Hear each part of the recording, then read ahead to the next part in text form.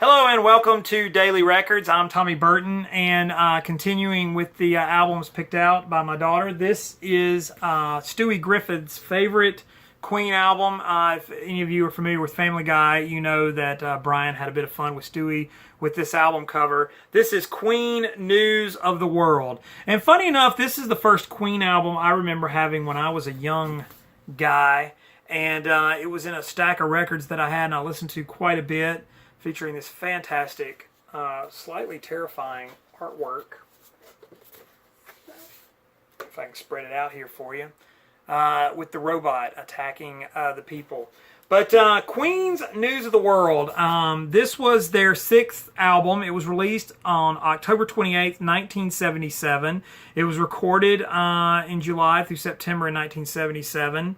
And it was produced by Queen and Mike Stone. It was preceded by Day at the Races and followed by Jazz. But this album was probably a big album for them, and most notably because the album opens with We Will Rock You and We Are the Champions. Those were the big songs, and of course that's a 2 for double A side if you want to call it that. It went 4 times platinum in the United States, and so it was a very well selling album. I think it sold over 6 million copies when it came out.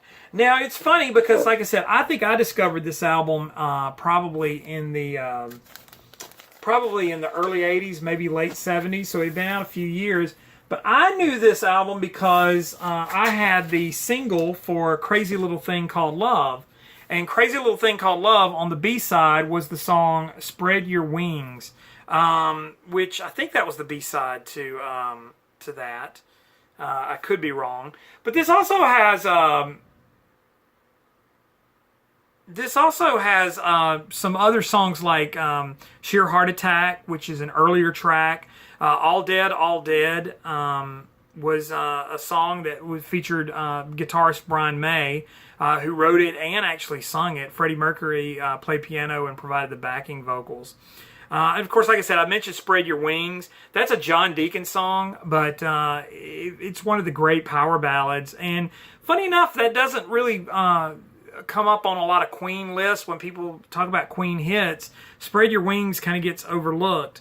Also, Sleeping on the Sidewalk, which is more of a blues type song, another Brian May track. Who Needs You, another Deacon song. So there was a lot of band interaction here. It wasn't all just Freddie. The final single that was released from this album was a song called It's Late. And it was only a single in the United States and I think Canada and Japan. Maybe there were some other countries. Subscribe or comment down below and let me know. Correct me on that. But I know it wasn't a huge hit. And of course, this was followed by a big, massive tour that Queen did, and they played, I think, in North America, and they did several shows in Europe.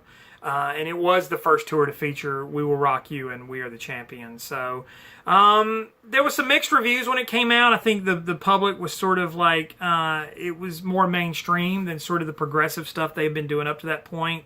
And so this is more of a straight-ahead kind of rock album, which probably led to it having a lot of commercial success. It was really radio-friendly. And I think a lot of listeners really reacted to it. They enjoyed it. So I would say this was probably Queen's first major commercial success. And like I said, We Will Rock You and We Are the Champions, that's it. That kind of defines the album. But do yourselves a favor, if you've not heard it, check out Spread Your Wings, because I used to play that 45 to death when I was a kid and loved it. But today's album is Queen's News of the World. Like, comment, subscribe, share down below. I love interacting with you guys. Follow me on Instagram and Twitter. It's TommyBurton75. Go up in the box in my description up there and check out my other channel where I go into more depth on some albums.